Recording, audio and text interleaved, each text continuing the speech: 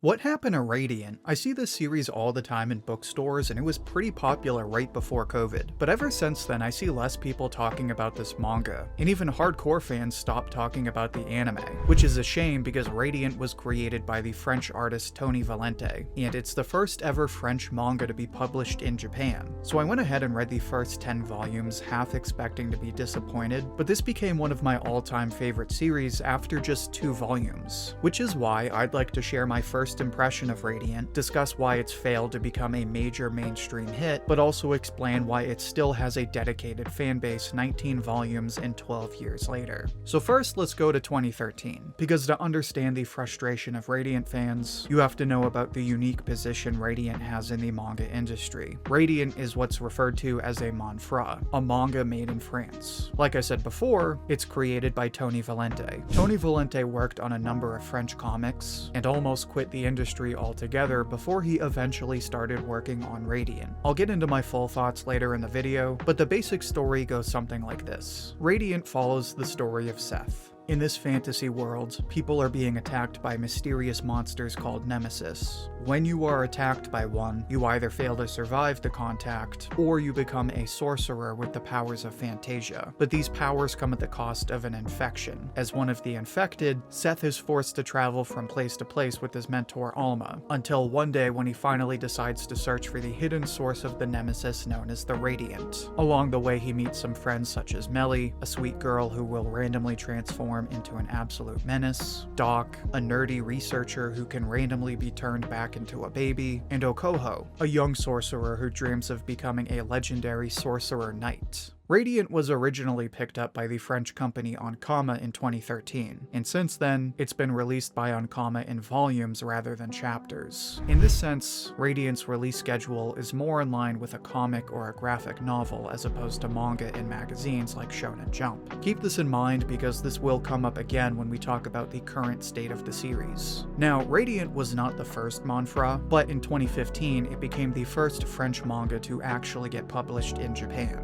And this is a great accomplishment for a couple of reasons. Obviously, since Radiant is so clearly inspired by classic manga, being published in Japan helped it gain exposure in the Japanese industry. Plus, France and Japan are two of the world's biggest leaders in both comics and animation, so having Radiant finally get published in Japan served as another small connection between those two worlds. Now, Radiant wouldn't get official English translations until it was picked up by Viz in 2018, but this was right around the same time Radiant finally got its own anime. Unfortunately, the Radiant anime is still surrounded by very mixed reviews, and these mixed reviews have contributed to the current state of the series and why you never see anyone talk about it. But real quick, before I say more on that, make sure to become a channel member if you're enjoying the video. You get custom emojis and badges, and you can pick which series I cover next. Anyway, right around the time Radiant was picked up by Viz, Studio Lark came out with the first season of the anime, which again was great because this was a French manga being animated by a Japanese studio. But sadly, this first season fell short of expectations. First of all, I have not seen the anime for myself yet, but the whole time I was starting Radiant, I had fans telling me the anime was a letdown, or the anime was worse than the manga. Some people said I should actually avoid the anime completely. The anime is currently sitting at a 6.8 on Mal, and reviews range from underrated gem to basic trash. Fans of the manga say it's either okay, or they criticize the anime for making a number of apparently weird and confusing changes to the original story. The animation and production value seem okay overall, but when you talk to people and read the reviews, the biggest problem seems to be a failure of proper adaptation. Again, manga fans have told me that Lark made a bunch of weird changes. On top of that, I guess there's a bunch of filler as well. And finally, from what I can tell, the pacing seems really bad. I mean, the first 1 or 2 introductory arcs only take up 6 chapters in the manga before the arc known as Rumbletown, but in the anime it takes a full 10 episodes to get there. But then Rumbletown gets adapted in 8 episodes, even though in the manga it takes place over at least 2 volumes. So really, I would have to guess that the anime did so poorly because they stretched out the most basic part of the story, that being the introduction, and then did a speed run through the good stuff. And this is reflected in the reviews, where a lot of people said they dropped the anime around around episode 8, right before Rumbletown. Fortunately, fans have told me Season 2 is a clear improvement over Season 1. Again, can't say so myself yet, but it does have a higher overall score. I can add that Season 2 is dedicated to just the arc after Rumbletown, which I really want to talk about in just a minute. So that's a clear improvement in pacing because that's like 45 chapters or so spread out over 21 episodes. Plus, like I said in the beginning, I had never heard of Radiant until right before COVID, so I don't think Season 1 really did anything. But looking at our timeline, Season 2 aired right before COVID happened and wrapped up right after the pandemic started in 2020. So that would mean everyone was more excited to talk about Radiant at the time because it was so much better than Season 1, and that's when people were getting into the manga. That would check out because that was almost 5 years ago, and while the anime's been gone, the discourse has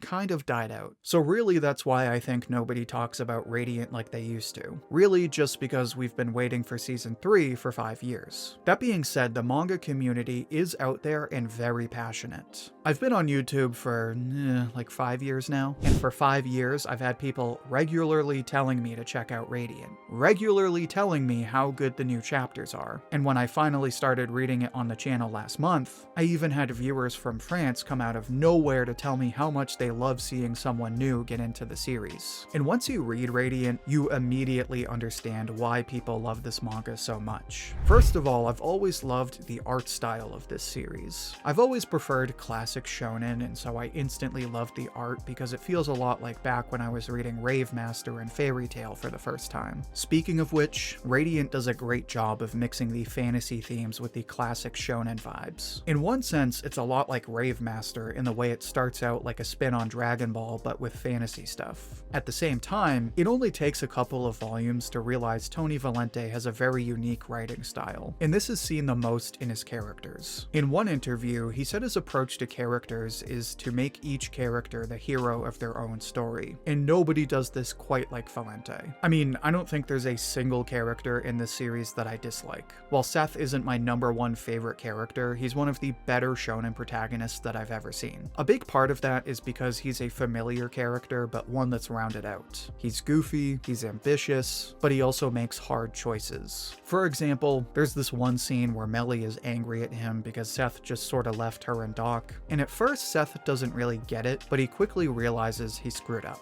He understands that to build a friendship, you have to invest in it, so he spends a lot of time making it up to Melly. This isn't something brand new, but it's a level of detail and attention to character dynamics that really stands out in this series. Now, Seth is the main character, so it's easy for him to be the hero, but this hero approach extends to all of the characters. Melly has a constant struggle with her identity that feels like a nod to Launch in the legacy of Dragon Ball. Okoho literally becomes the hero of her own story in a huge twist, but you'll have to read that one to find out. Even a nerdy guy like Doc becomes the hero of his own story. He starts out as the whiny nerd, but each time an opportunity presents itself, he rises to the occasion. And this approach extends to seemingly minor characters as well. You meet this pudgy forest pixie later on named Demir, and at first he seems like the classic annoying pervy old man, but he ends up having one of the best character arcs in the story. This also extends to the villains as well. In Rumbletown, there's this mysterious elf girl, and at first she seems like your basic cookie cutter anti-villain, but in like one volume, Valente completely changes that, and to this day I still think about her role in that arc.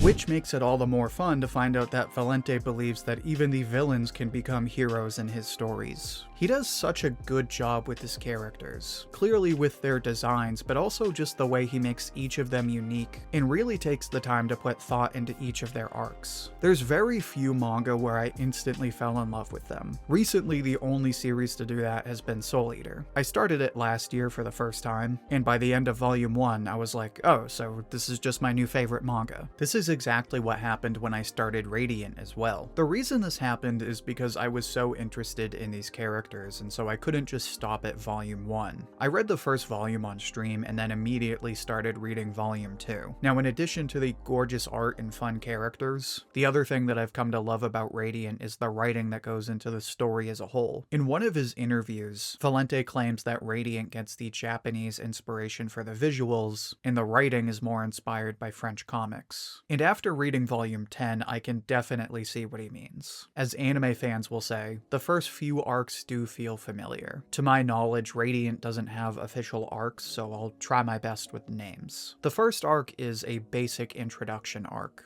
It's good, but if you've read any shonen manga, then you'll recognize the formula right away. Rumbletown is also a familiar feeling arc. Looking back, it kind of felt like something out of Full Metal Alchemist. That being said, Rumbletown is really where Radiant starts to shine, and where you start to get a sense of Valente's vision and sense of personality. He introduces all of these different plot lines and wraps things up in a way where you always feel rewarded. And then you get to the next arc, which I'm calling Sifendir. And going from Rumbletown to Sifendir is like going from Full Metal Alchemist to Lord of the Rings. I mean, even visually, the arc just feels different. You have all of these Celtic-looking creatures, you have everyone in old school fantasy armor, but they also have unique designs. Like, a lot of the characters wear armor, but then they have their hair in dreads. You have the queen, who is literally a giant, but also has this druid look going on. And at this point, it felt less like I was reading a manga, and more like I was reading Lamort D'Arthur. This arc feels a little strange at first, because you've got these random merchants as the introduction, and then you get sidetracked while Seth is trying to look for the Radiant. But it quickly turns into a carefully crafted arc with all of these different plot lines that all come together. And the way Valente balances everything feels less like a shonen manga, and more like a fantasy novel like Lord of the Rings or something from Brandon Sanderson that's carefully been revised over and over. As a result, it's only like the second real arc in the series, and it's already one of the best arcs I've ever read. So really, I cannot recommend Radiant enough. It's unfortunate because it already has enough trouble getting noticed as a French manga that isn't in Shonen Jump. On top of that, they kind of butchered season 1 of the anime. Thankfully, season 2 seems to be much better, but in the 5 years we've waited for season 3, everyone's just stopped talking about Radiant. It makes sense because there's no new episodes to talk about, and because Valente releases the story volume by volume, and there's only like 2 volumes a year while he works on other projects. So there's nothing fueling weekly, monthly, or even seasonal discussions of the manga.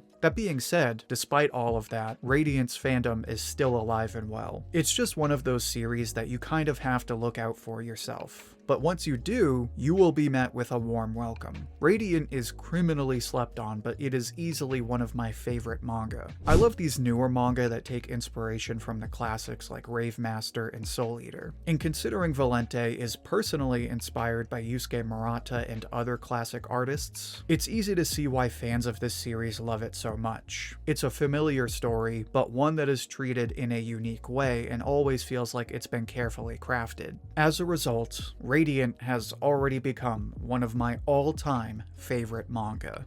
But now I'd like to hear what you think. How would you describe Radiant? How would you rate the anime? Share your thoughts and see what everyone else has to say down in the comments. I'll pick my favorite and share it as comment of the week on my community tab. Also, don't forget to become a channel member. You'll get exclusive badges and emojis, you can pick which series I cover next, and you can even get your name in future videos. Also check out my other manga recommendations, which you can find in the playlist linked right here. Until then, thank you for watching, and I hope to hear from you soon.